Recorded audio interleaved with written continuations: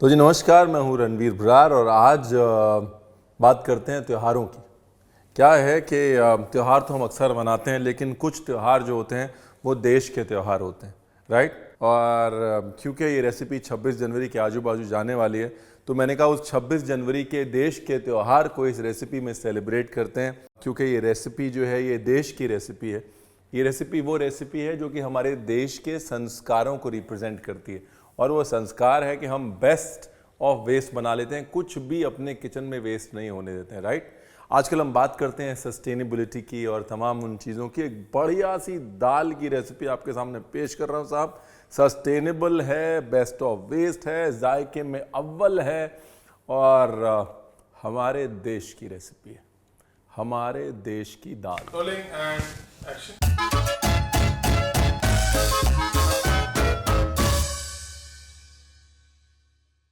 वो क्या होता है ना, अक्सर घरों में थोड़ी सी ये दाल बच गई, थोड़ी सी वो दाल बच गई, थोड़ी सी सारी दाल बच गई, और मुझे लग रहा है ये अपनी जो ये मिक्स दाल है इसकी इजाद वही है कि अब सारी दालें बच गई हैं तो उनको मिला जुला के कुछ बना देते हैं, है ना।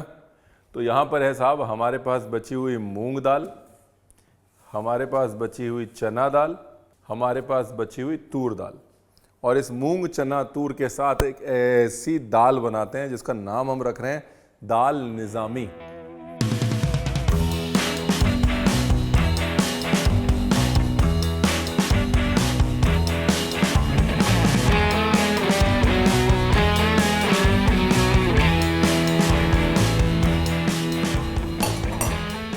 सबसे पहले दालों को भिगो लेते हैं। ये जो आजकल किचन कॉन्वर्सेशंस है ना, मॉडर्न किचन कॉन्वर्सेशंस जो हैं, farm to table, root to fruit, sustainable cooking, best of waste, ये सारी किचन कॉन्वर्सेशंस हमारे ट्रेडिशनल घरों में हमेशा से होती आई हैं। ये सारी किचन कॉन्वर्सेशंस हमारे ट्रेडिशन का हिस्सा है। हमने बस कभी ध्यान नहीं दिया। हमने बोला यार दादी कंजूसी करती रहती है, कुछ भी फेंकती नहीं है, छिलके की चटनी बना देती है, अगर दालें थोड़ी थोड़ी बचती हैं तो मिक्स दाल बना देती है। वही सस्टेनेबिलिटी है साहब, वही हमारे देश का फ्लेवर है, वही हमारे खाने की कहानी है। और अगर उस खाने की कहानी को एक दाल में सेलिब्रेट कर लिया जाए तो फिर कितनी अच्छी बात है, नहीं। दाल को हल्के हाथ से, बिल्कुल हल्के हाथ से खंगाल लें। खंगालने के बाद पानी कर दें ड्रेन। ये हो गई दाल। अब ये दाल इतनी है कि कितने लोग खाएंगे, कम से कम नहीं तो 20 लोग तो खाएंगे। नहीं 20 नहीं, 10 तो खा ही लेंगे। कुकर में दाल को देते हैं सीटियाँ। पानी के साथ में घी, नमक, हल्दी,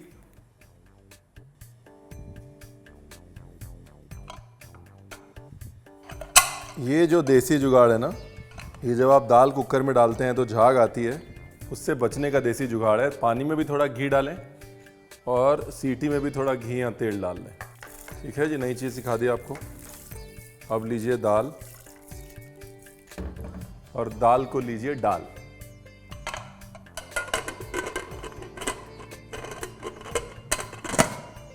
डन है साहब। सबसे पहले तो हमने अपनी दाल को उबलने चढ़ा दिया। अभी तक कोई रॉकेट साइंस नहीं है ना। अब करते हैं दाल के तड़के की तैयारी। तड़का यूनिक है, तड़का ही इस निज़ामी दाल की कह लीजिए या शाही दाल की मोनोपोली है।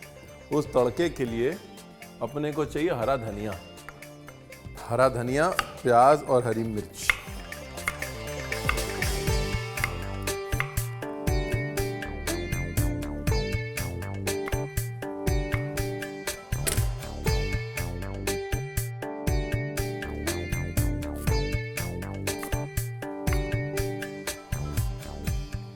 ये लो जी, ठीक है ना। तेल और थोड़ा सा अदरक, ठीक है जी।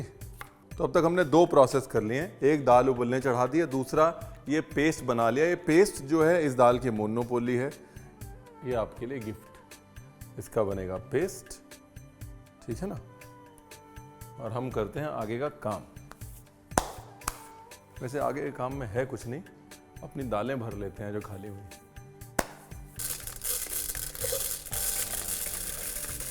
अच्छा, मैं तो वही टाटा संपन्न की दालें यूज़ करता हूँ। सॉरी, मैं तो टाटा संपन्न की अनपॉलिश दालें यूज़ करता हूँ। क्या है कि एक तो ये 5 स्ट्रिंजेंट क्वालिटी टेस्ट पास होकर हम तक पहुँचती हैं। दूसरा, ये एक्चुअली अनपॉलिश्ड। पॉलिशिंग जो है वो एक अननेसेसरी स्टेप है जिसमें लेदर या पानी से चमक दी जाती है। दाल को कोई न्यूट्रिशियस वैल्यू वो ऐड नहीं करता। टाटा संपन्न की अनपॉलिश दालें बिल्कुल वैसी हैं, like how nature intended them to B.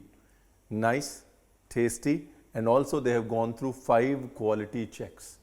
After all, house of Tatas के साथ में क्वालिटी की गारंटी तो आएगी। वो क्या है ना, हम वेजिटेरियंस के लिए दालें जो हैं वो बहुत इम्पॉर्टेंट सोर्स ऑफ न्यूट्रिशन है और बहुत इम्पॉर्टेंट सोर्स ऑफ प्रोटीन है। इसलिए दालों में मैं, मेरी फैमिली कभी कॉम्प्रोमाइज़ नहीं करते। दैट्स वाई ओनली टाटा संपन्न अनपॉलिश्ड।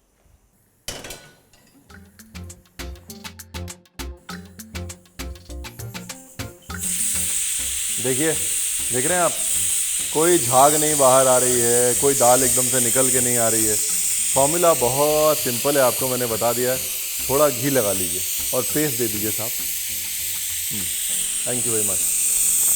हमें लगा आप आएंगे नहीं पेस्ट लेके। Thank you very much.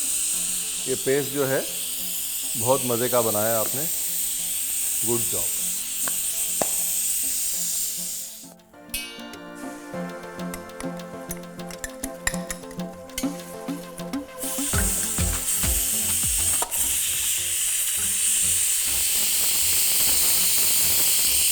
हम बचपन से ही ना घर की दालें खाते आए हैं। हमारे खेतों में मूंग तो खास तौर से हमेशा ही होती थी पंजाब में।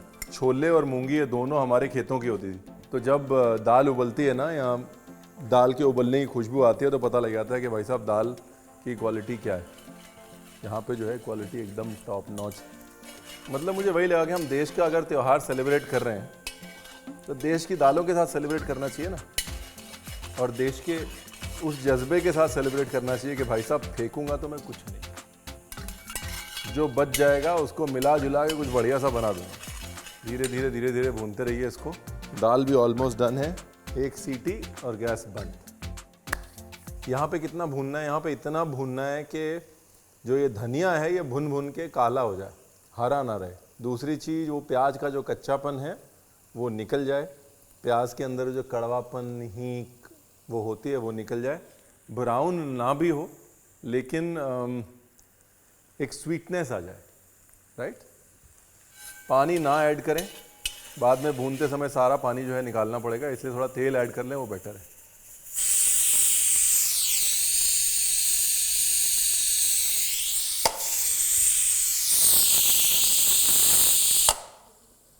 देश की खुशबू। अब मसाले की तरफ अपना ध्यान केंद्रित करें। दाल कर दी गई है बंद।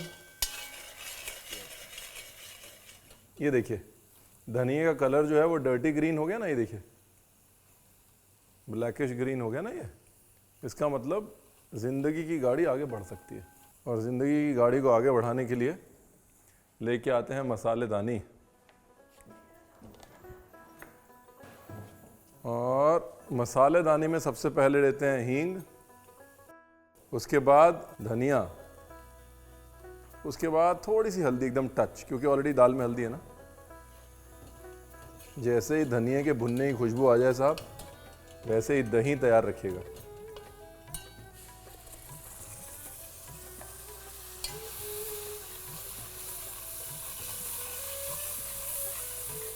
दही के बाद देगी मिर्च, हल्का सा जीरा पाउडर, ज़्यादा नहीं, वैसे मैं डालता नहीं हूँ बट यहाँ पर थोड़ी ज़रूरत है इसलिए डाल रहा हूँ। और भुनाई चालू रहनी चाहिए भाइयों और बहनों। ये मसाला जो है ये हमारी दाल की मोनोपोली है। जैसे दालें हमारे देश की मोनोपोली है, वैसे ये मसाला इस दाल की मोनोपोली है।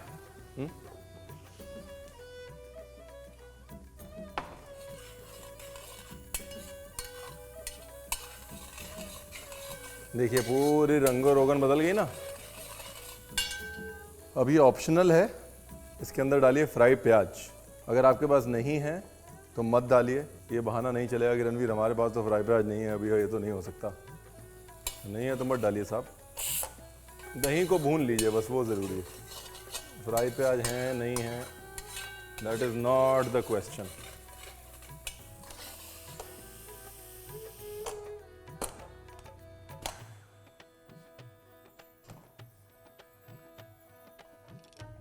ये लो जी, ये हो गई अपनी दाल 80%, 90 समझ लो पक गई है। अब इसको डालना है अपने मसाले में।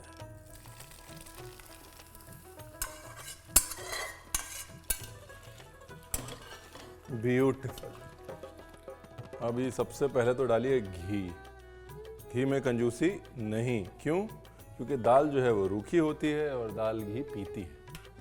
देखिए टमाटर नहीं गया इसके अंदर, ठीक है। दूसरी चीज़, अगर आप चाहें तो थोड़ी इमली डाल सकते हैं, हैदराबाद में इमली डाली जाती है। हम लखनऊ वाले हैं, हम हर चीज़ में थोड़ी दही डाल के उस चीज़ को बैलेंस कर देते हैं। तो अगर हमारी वाली रेसिपी से बनाना है तो दही डालिए। कुछ लोग जो है कड़ी पत्ता डालते हैं इसमें। हमें ये लगता है कि यार बगैर कड़ी पत्ते की भी अच्छी बन जाती है।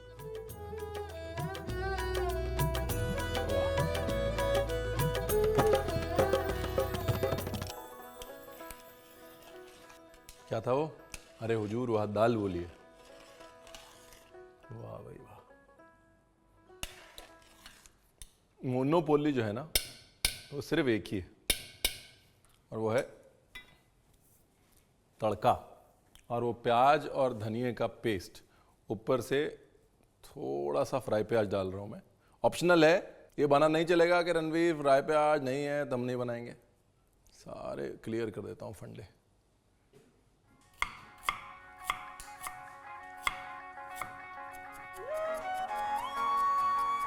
और एक जरूरी सूचना, अगर आपने अभी तक सब्सक्राइब नहीं किया है तो सब्सक्राइब जरूर कर लें हमारे चैनल को।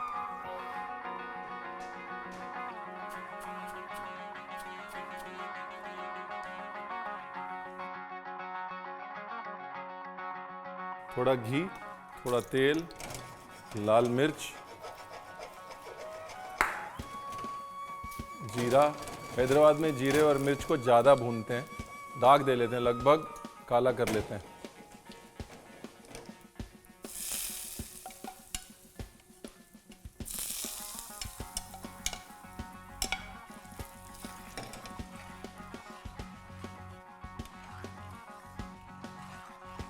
ये लीजिए, अब हो गई है कंप्लीट। अब बन गई है निज़ामी दाल।